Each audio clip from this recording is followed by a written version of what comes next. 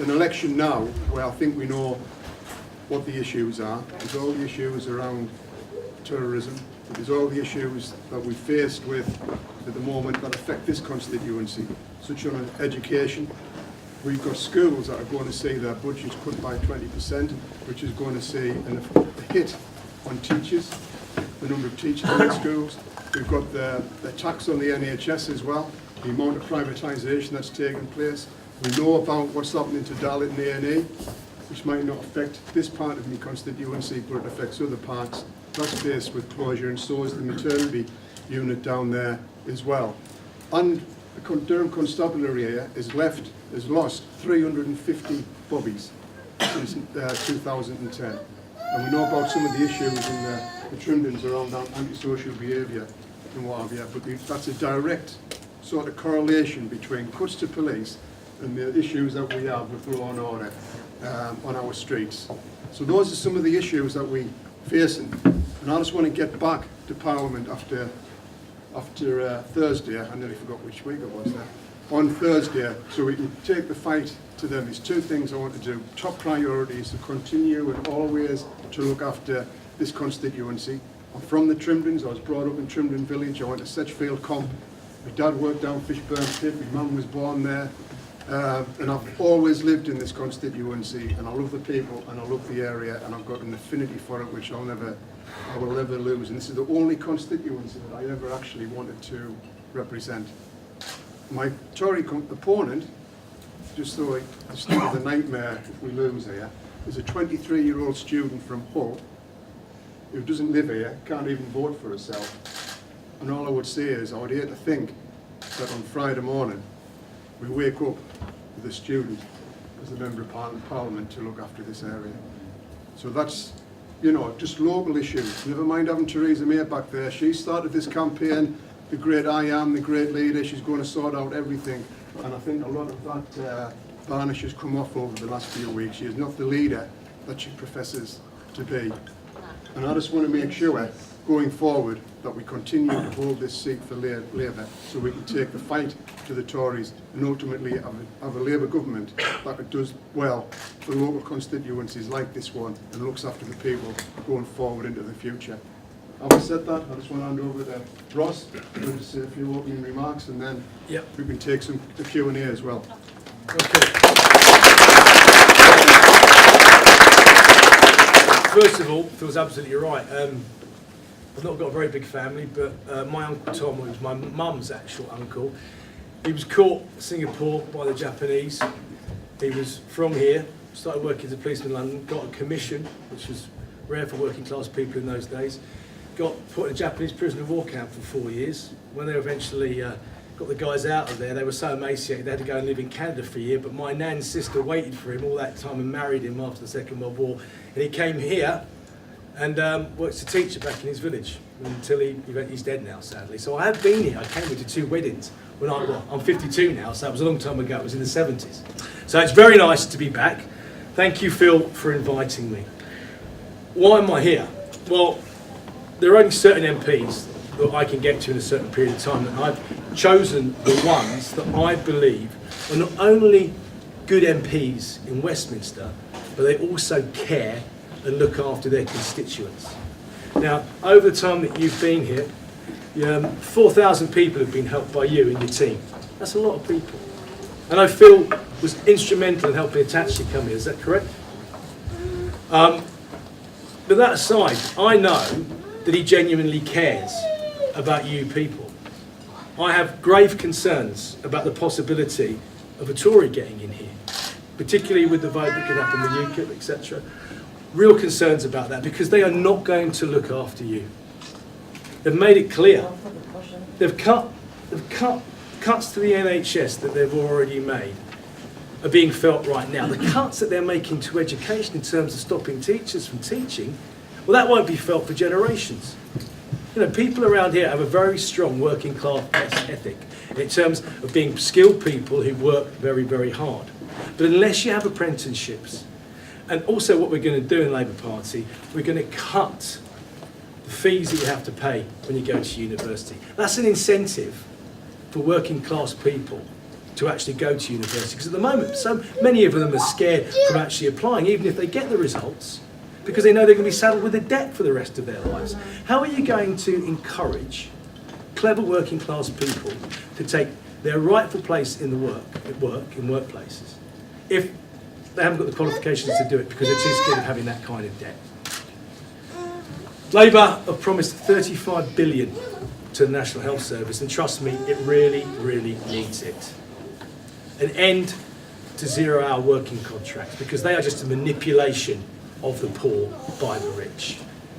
And a living wage of £10. 100,000 council houses, 1 million new homes. They're the things that we need, real people need. Not the people that live in those mansions. Labour has always been the party for people like you in this constituency. It would be a travesty if Phil doesn't get your support on Thursday. So I beg you from the bottom of my heart, please get out there, tell your friends, and vote for Phil on Thursday. Thank you very much. Yeah, ask away. You can ask anything, it doesn't have to be about politics. Yeah, if we can, who want to ask questions, be about politics, but obviously Ross has got a very illustrious kind of background in acting with the EastEnders and all the documentaries that he's done that have been really popular. So Ross has said that he'll take any questions on those issues. Not me. So does anybody want to ask questions? I don't want to ask a question, but I just want to say that you look well for your age, mind. What, at 73 I'm looking good? Thank you, so do you. But you don't know how old I am. There you go. Hey Ross, I was just wondering, have you been a Labour supporter all your life? Yeah, well, my granddad was in the NUR. Yeah. So, yeah, it was sort of like, my brother and I were brought up. My dad's politics wavered a bit, he was in the police. But no, we were brought up, not necessarily we were forced to support Labour, but given kind of social values about what was right and what was wrong, and if you know what your background is, which is definitely of working class origin, then I don't think you've got a decision in it. You know, it's very clear that the Tories have never looked after people from my background. So it was a slam dunk, really. It's obvious. And the majority are like us, believe it or not. If you read the newspapers, the Tory press, they're so biased. Do you know what I mean? You look at the newspapers, and that's why Jeremy, funnily enough, has done well, because we like an underdog. And we like someone that speaks his mind. Whether the right person, you agree with everything that he stands for, is another matter. But I do admire someone who stands up for what they believe in, and particularly when they're getting smashed in the press all the time. Vince? Yeah, thanks for coming. Pleasure. My concern, I'm a veteran, and it's the cooks in the Royal Armed Services. Armed Forces. And Phil's coming to a veteran. We have a Veterans Day in Naples at the youth centre there. And I'm concerned about cuts in defence budgets, Yep. particularly with the terrorist attacks that have taken place recently, Yep. both in Manchester, my hometown, and London. Okay. So I'd like to know what your views on it. Well, my views personally are, it says very clear we're a part of NATO, and it should be 2% of our GDP that we at least spend on defence. I would say presently. Now, there isn't a bottomless pit of money, and if you're going to earmark so much money for the NHS, it has to come from somewhere else. But I would say things like law and order, our defence, having a national health service are the priorities, and education. They've got to be the priorities, and they've always possibly been the priorities for Labour, particularly national health service and jobs. So in terms of the armed forces, yeah, I think more should be done, particularly right now. I think that you look here, 350 police officers taken out of Durham, and there's been a rise in antisocial behaviour and crime. I mean, there's a direct correlation between that. And also, there are initiatives that should have been in place that have been cut by this government, particularly when you're looking at certain members of certain communities, where there are initiatives where we're going into the community, talking to people, getting intelligence to prevent such attacks. And that funding has stopped. I think it was called Prevent.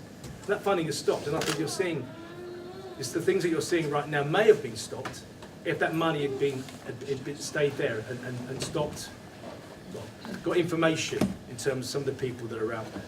There's a direct correlation. If you cut funds to services, then there's a backlash, and I think we're seeing that right now. Can I just say something about the defence issue? Because I'm on the Defence Select Committee, which is a cross-party committee that looks into all kinds of defence issues down in Parliament. And we just know from being, stepping back to look at it objectively, and there's like Tories on that committee as well. They're building 2 new aircraft carriers. You're now concerned about whether they'll have enough, and Joe's in the Royal Navy. Sorry to interrupt. Basically, the 2 new aircraft carriers, it's all well and building them, but there's no manpower. They've had to recruit people from the US Coast Guard. That just goes to show how we think about that. That's under the Tory one. Yeah, and then these, the number of, permanent troops has been reduced by, I think, something like 5,000 to 10,000. You've got, for example, the Trident budget used to be a separate budget, and didn't used to be part of the defence budget, and now it's part of that, they've combined it instead of it being a separate grant from the Treasury. You've got all the issues on veterans issues, on housing, the number of people who live in, army guys who live in, families that live on army barracks and what have you with the housing, that have got so many problems that are still Carillion, I think, they privatise it and they're looking after it. But they're just doing so badly at it. They're suffering from damp, they're suffering from all kinds of issues there. And, as far as Trident's concerned, I mean, I'm really committed to that. And I've actually been on the Trident submarine. And they're massive. I mean, the missiles they have are 63 feet high. Considering it's got to be big enough to take 12 of those. And that's Central Tower Defence, being part of NATO's Central Tower Defence as well. And what we have to do with military as far as ISIS is concerned in Syria and Iraq is critical as well. And I've actually been to Baghdad, and I've worn the blue helmet and the bulletproof vest and what have you. We went onto the front line against ISIS, just so, because if we voted in the House of Commons to send people in harm's way, I think it's only right MP should go and have a look to see exactly what's happening there. So I did that, and they're doing a sort of fantastic job out there. So defence is, for me, is critical. That's why I'm on the Select Committee, and I'm pleased that the party policy is to keep part of NATO and keep Trident as well. What's your view on Trident? Oh, I think we have to have a deterrent, yeah. I don't necessarily think we have to have as much of a deterrent as we have now, but we have to have a deterrent. Sadly, yeah, I mean, I'd like to agree with Mr. Corbyn, I'd like to see a nuclear-free world, but it's not practical. When you think of the cost of Trident, do you think it's worth it? Like, Well, what's the cost? It's a lot of money and all that. So I know it's fund NHS like 3 times over, isn't it? I know. Well, as soon as everyone else puts theirs down, we'll put ours down. Yeah, it's bad. I agree with that. It's on just the cost of it. Yeah. It costs £2 billion a year to keep Trident going. Yeah. We spend that much on the NHS every week. And the Trident, it's not replacing the submarine. It is replacing the submarine, not the missile system. And that's to go 50 years into the future. If we didn't have a deterrent, I wouldn't go looking for it. But we have it. The question is, how do you get rid of it? And I don't think you should give something up without getting something in return. That's how I see it. Phil, the Tories keep going about Trident. Is it not true that they don't even have enough manpower to fully man the 7 submarines? They can only fully man 5. With we've got issues around the Astute submarines, and we've got these 4 Trident submarines as well. And there is a shortage. I mean, they're offering a lot of money there. Like, I'm general service, but they're offering me something like £5 just it's ridiculous. Like, you've got to get to this stage where you've got to pay people to transfer across. But because historically people have not been looked after, particularly in the last 7 years under the Tories. You've got to look after people. If you want them to do a dangerous job, you've got to look after them not only while they're in the service, but also when they leave. And I think historically we've not looked after our service personnel after they finish their service, and we should be. It's not only that, it's like the balance, it's not right, because you hear a lot of 23 frigates and stuff that you usually go away for like 9 months, and then you'll be like alongside for another like 4 or 5 months. Then you're doing another 9-month deployment, and imagine being away, it's not nice, is it? Like, that long. Exactly. People are putting the nuts, isn't it? Yeah.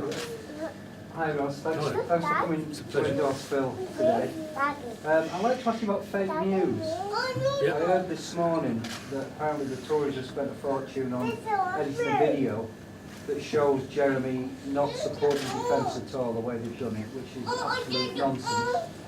And we saw what happened in America with Donald Trump's election, with the way news media is manipulated, and social media. What's your take on all of that? I think it's fake worrying. news stuff? I think it's really worrying. I think that people of my generation don't fully understand the impact that it has. You know, younger people in the audience might be aware of it. I mean, they get a lot of their information now, not through the newspapers, not through the television, but through you know, their laptops or through their iPads. And it's up to manipulation. It can be manipulated. It clearly is being manipulated. It goes to show how scared the Tories are, though, isn't it, that they're going to those kind of lengths? Because if you looked at how much money they'd spent on previous elections, even the last one 2 years ago, they spent a lot more money. And, you know, the arrogance of them to think that, you know, because they've got someone who they perceive didn't do very well when Jeremy Paxman put her under the spotlight. How well is she going to do when she starts negotiating Brexit if she can't deal with one bloke from Oxfordshire? How's she going to deal with 30 different blokes from different countries or women who know their subject very, very well and are out to bleed us dry? It's all been exposed, hasn't it? Do you know what I mean? So, you know, I think that's an indicator just to see, displaying how scared the Tories are becoming. And also, I think that fake news is one of the dangers of modern society. And I think that's why you should go to streams that you know are genuine, like the BBC. Yeah, absolutely. You know. I'm a big fan of yours. Thank you. That'll be you, my mum, then. That'll be you and me, mum. Basically, if you have the chance, would you actually run for Prime Minister? I don't think so, not just yet. I'm more than happy to be here to support Phil. I make documentaries now for a living, and I'm struggling to do that right now, so I'll concentrate on that for the time being. Yeah, certainly been on the front line against ISIS. And no, it's a nice offer. I do think that presently, if you look at, and I'll be really honest, you know, I've got more time now for Jeremy than I probably ever had since I've seen the way he's dealt with things. But I publicly got on the record and said that I wasn't 100% behind him, and he wouldn't have been my first choice. But now we've got a few days to decide whether we care about all the people or just a select few. And that's what Theresa May is all about. It's about looking after her and her own, and looking after everybody. So for me, there is no question right now. You have to vote Labour, you have to return Phil. He's the best person for this constituency, and also he's a big voice in Westminster. So you have to return him for me, please. Yeah, you've been to some, you know, pretty hairy places in your time doing your documentaries with drug gangs and that, and you must have come across a lot of brave people who have put their heads above the parapet to try and make their communities better. We don't have anything like that round here, but we do have a lot of crime, and especially arson at the moment. It seems to be the way, if you break into somewhere, pinch your car, or you try to do something, what they're doing is they burn in the evidence. You know, burn the car, there's no forensics, they know enough to not to say anything to the police, and so it's very difficult to get convictions. And we have a lot of people who know a lot of things that are happening in the area, and they're frightened to come forward. How can we convince people who see crime in their area to actually come forward and give the evidence, that will help convict and make the community better? Well, I think that the community's got to have the faith in the prosecution system and also in the local police. And you've got to have enough local police to not feel scared in your own community. And I'm sad to hear that you are. But, you know, there is a direct correlation between cutting policemen on the street and crime. And if they're going to cut 300, how many more are they going to cut if they get in for another 5 years? And how worse is it going to get? Well, that's I think that the top and bottom of it, unless you see somebody doing it and you can prove it, you don't want to know. I think, you know, it is literally a correlation between you having faith in the police officers around you and then knowing that they've got backup from above. The morale of most of the police constabularies that I go to are pretty rock bottom. My dad was a cop for 30 years in the Met. He's long since retired, but I still meet some of his colleagues. And morale is rock bottom. If they're trying to cut you both at top and bottom, how are you going to feel? You know, so I really feel that there should be better investment in terms of law and order across the board. But again, that money's got to come. You can't keep taking unless you put some in. But you know, I think corporation tax, taxing the really rich to pay for those things, that's what should be done. Can I just say on the crime? We met some resident. I had a surgery about 3 months ago now. The big issue was crime. It was the arsons, antisocial behaviour and what have you. And we met with some of the residents since then with the police commissioner. And just before the election was called, we were going to do it after the election, if I get re-elected, was to set up something called mutual gain, which they have over in Seal.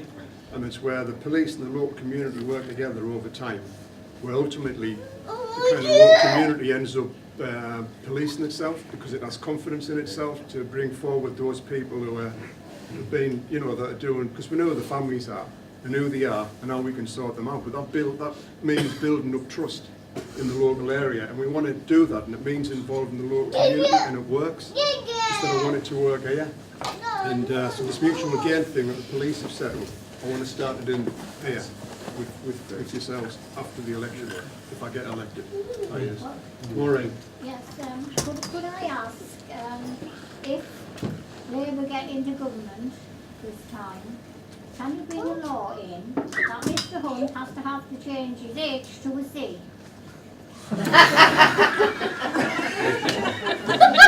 Change his H to a C. For those of you who can't spell, I won't draw a diagram for you.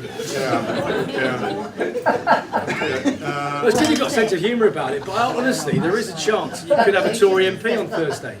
You could. So you've got to get out there and you've got to vote. Apathy is the worst thing that can happen in a constituency like that. I know that you've been asked to go out for local elections, for the Brexit vote, for a general election only 2 years ago. But this is for the next 5 years. And this is probably the most important stage, not only for you, but also for your kids, or if you've got grandkids, your grandkids. Because what is negotiated in Europe will have an impact for 20, 30 years down the line now. And you need a strong voice for your particular constituency in Westminster. Not someone who's just going to say yes to Theresa May. You need someone who's going to stand up for you. And I know that's what Phil will do. Any more? Brian, go on then. Yes. We had Margaret Thatcher, the milk snatcher. Now we've got Theresa May, the pension snatcher. What is your views on the removal of the triple lock? Well, I think that she's just shot herself well and truly in the foot, because she was counting on older members of our society that have always been predominantly Tory voters after a certain point. I think that was a moment of brilliance for us and stupidity for them. You know, we're living in a society that's getting older. We're living longer than we've ever lived before. You know, them pushing up the ages of when you can claim your pension, and private companies were relying on workers to have died and they're still claiming their pensions. We have got to look at that. That's something that Labour will look at because they care about people. Right, Darling? Okay? Yeah. So basically, yeah, I think it was a bit of a moment of stupidity. Theresa May gave Chancellor the right to take £51 million out a year out of the mine workers' pension. Right? They'd already taken 10 billion out. Then she gave this so-called failed banker the right to grab all of the council workers' pension scheme, 214 billion, and they want to do what they like with that for capital projects, which should have come out of general taxation. Can I just say something on the pension thing? I mean, I think Ross is right. She has shot herself in the foot. We've got winter fuel allowance, which is something that we brought in. We've got a means tested. So these 12 million recipients of the winter fuel allowance, and when the means tested, less than 2 million people will receive it. Now you might think if it's universal and everybody gets it, there'll be some people who gets it that shouldn't get it because they can afford it. But there's quite a few people like that who don't claim it. But if you start main testing it, where do you draw the line? And it's between all this, like, you know... It's an excuse to do away with it. It's like everything. Yeah. I mean, this is the first start of it. And then you've got the triple lock as well, which was like to an increase 2.5% or in line with wages and inflation. They brought that in and they're going to do away with it. And then this thing about social care, where you're going to have to put your house up, even if someone has dementia, for example, and has to go into a home, and you're still living there, that house, what happens to you when that house, the money's being used up for your dementia care. But at the same time, if you've got long-term treatment for cancer, for example, God forbid, you don't have to pay for that. But under the Tories, you're going to have to pay for this going forward. And today, these 850,000 people in this country that have been diagnosed with dementia, and I would imagine a lot of us in this room know somebody elderly, could be a family friend or a relative, a grandmother, a grandfather, or an uncle, auntie, who was affected by this going forward. So these are big issues, and I think the mask slipped. And what I can say, when she came out and said that, it's the same old Tories. At the end of the day, I think they're going to win and things like that, so they're trying to slap everything they can to the manifesto, and if they get in, they'll say, well, you signed up for that, and go ahead and do it, and that's another reason why we've got to stop it. Joe, are we all right for time, Ross? Yes, I think so. Yeah. Like you said, like everyone around here, like you're going to have to use the NHS at some point. And I think one of the problems with the NHS is a shortage of nurses. Recently, like the Tory government, they stopped nursing bursaries. That's right. Why on earth would anyone want to go into nursing the way the NHS? Well, that's what they want. They don't want a national health service. They want you to pay for it. Yeah. It's absolutely shocking. That's what I've been. But do you see, it's going to? Do you not see? If you get another 5 years of it, you'd be lucky if there's a national health service at the end of it. Gentleman over there. No, behind you. Oh, sorry. No, you. Me? Sorry. Gentleman, thanks, Phil. Yeah, well, you know. So why isn't Labour challenging the Conservative Party on what's in their manifesto? I mean, you're not even going to tell us what the cap is, till after the election if you get back in.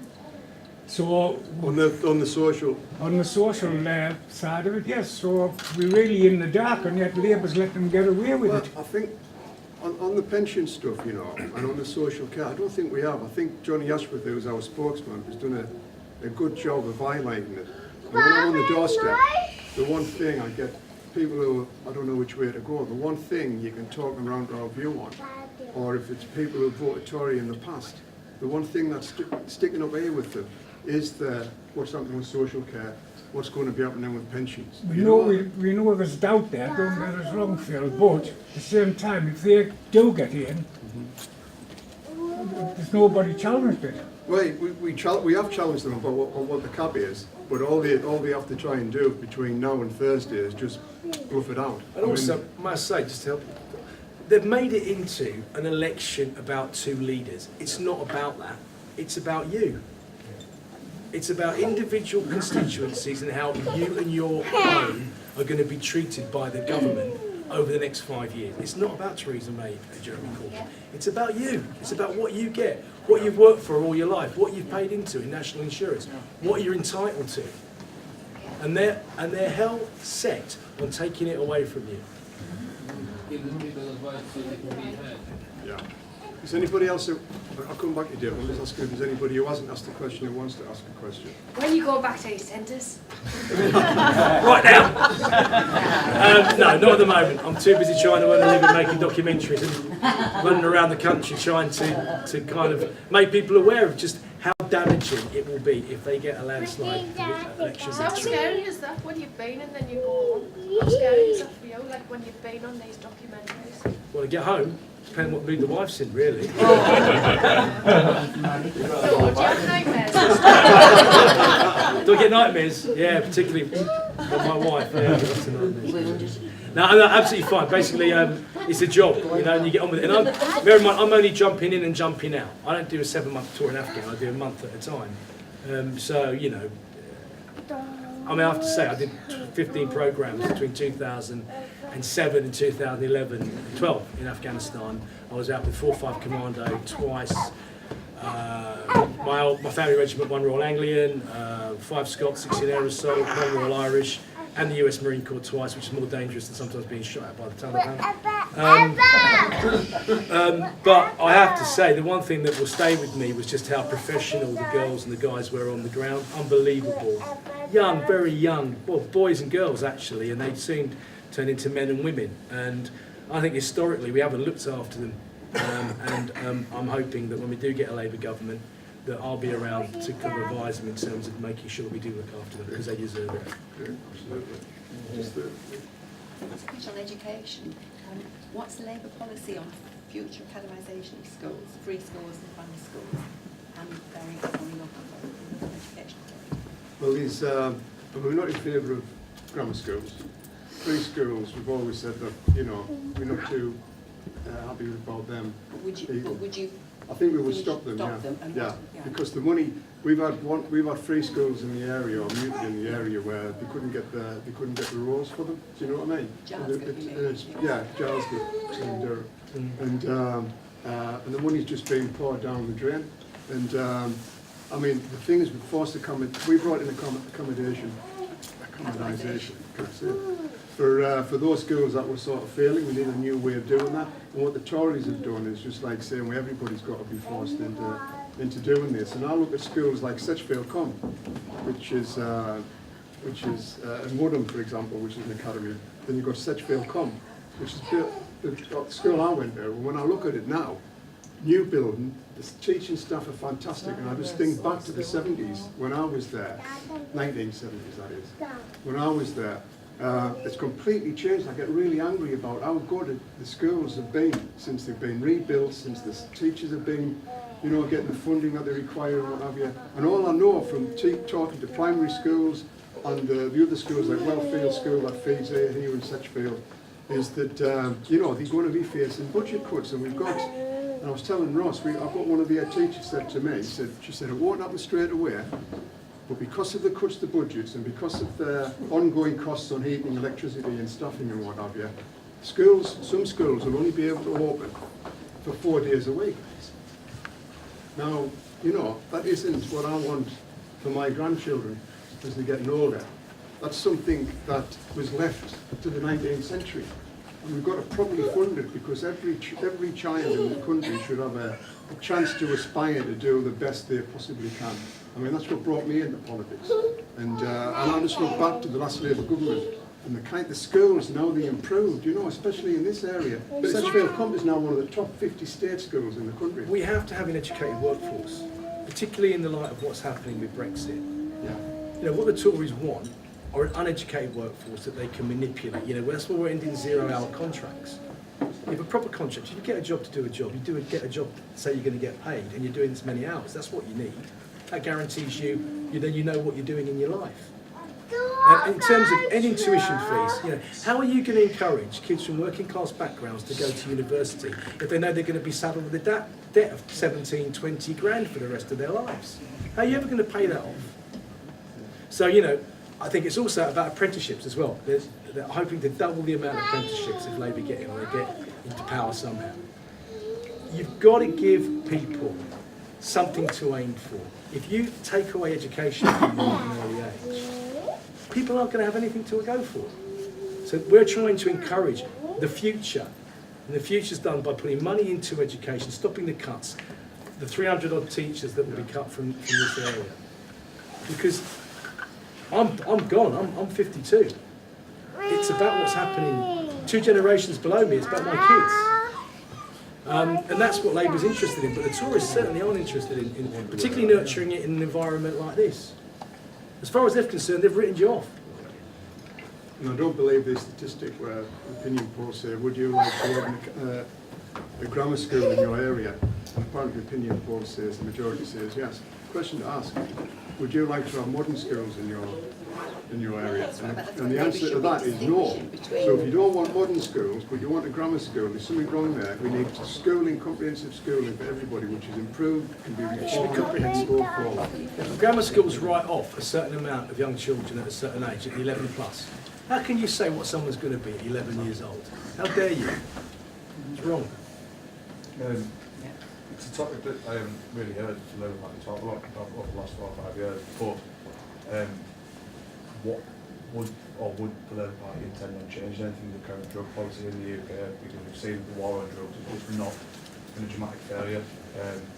In places that are taking more progressive and more, I guess, liberal views on drug use. Portugal's a prime example. We've seen in addiction rates fall, mental health issues fall, drug use itself fall, and then you've got places like Amsterdam and in the United States where legalising things like recreational marijuana use is bringing in so much money.